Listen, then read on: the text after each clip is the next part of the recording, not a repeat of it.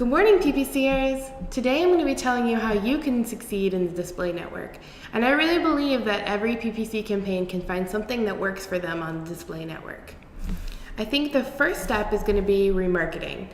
This is going to be your most qualified audience, so you should really start with this, especially if you're trying to get client buy-in to display or just don't have the budget to really put into display right now. This is going to be people that have already visited your site and are already familiar with it, so chances are if they don't want to re-engage, they're not going to click again. So that really helps cut out unqualified clicks. And some people just need a little reminder that you're still there and that your products and services are still there, and that helps re-engage them. After you found success in the remarketing, probably about 30 days, just whenever you think you have enough data. It depends on how much budget you've put into remarketing. Ask your Google rep to run a comparison audience report. An audience comparison report. That's gonna show you all the different audiences that the people who have engaged with your remarketing campaign fell under. And that's gonna help you figure out which audiences you wanna target. Now, a lot of your audiences are gonna be things that just don't make sense for your product or your brand. So you definitely want to use your best judgment when going through the audiences and just keep that report in mind. Your third tip is going to be segmentation, and I cannot stress this enough that segmentation is very important, and it's the only way you're going to be able to find something that works for you in display. And what I mean by segmentation is, let's say you sell kittens and puppies and baby bunnies, which are also called kittens, by the way. And let's say you want to target the audience for pets, and you want to target the audience for kittens, and you want to target an audience for gifts because you think pets make great gifts, and you want to target an audience for pet products because you also sell pet products. You want to have a different ad group for every audience and for every product. So for the audience of pets, you want to have a different ad group for every pet that you sell and every pet product that you sell.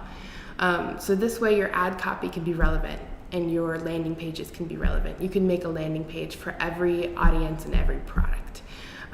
So you want to have bunnies make great gifts. And so bunny gifts as gifts should be an ad group. And then puppies as gifts and pet products as gifts. And this way people are seeing exactly what they're searching for because you're going to use a keyword list for each of these ad groups that ties into a theme for that ad group. So for bunnies as gifts, you might put cute gifts, animal gifts, bunnies. That's probably a bad keyword list, but you get what I'm saying. And this is gonna really just make sure that everything is separated. So when you go through for our fourth tip, which is optimize for what works, you'll be able to see what works. So maybe bunnies work as gifts, but puppies don't work as gifts. Or kittens work as gifts, but your pet products aren't working as gifts. You'll just be able to actually go in and see what's working. If you had taken gifts as an audience and marketed all your products just to that audience and put a keyword list in that included all of your products, you wouldn't really be able to see what worked. It might not work for you and you would just say, oh, display doesn't work for me.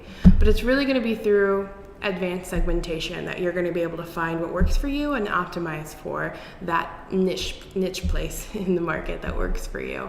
You can do the exact same thing with topics and interest category marketing. Just the difference is that topics is going to be targeting websites, so you'll definitely want to do a placement report more often than you would have to do for interest category marketing. You definitely want to do the same sort of thing for contextual and remarketing. Just get as segmented as you can. And that's best practice really for search and display, but it's really going to make the difference in display, especially with how much money display can spend and how fast it can spend it. You want to make sure that you're only putting money into what works for you. If you have any questions, just let us know. We're always happy to answer. And check out all the links and screenshots I posted below that go with this video. Thanks, guys.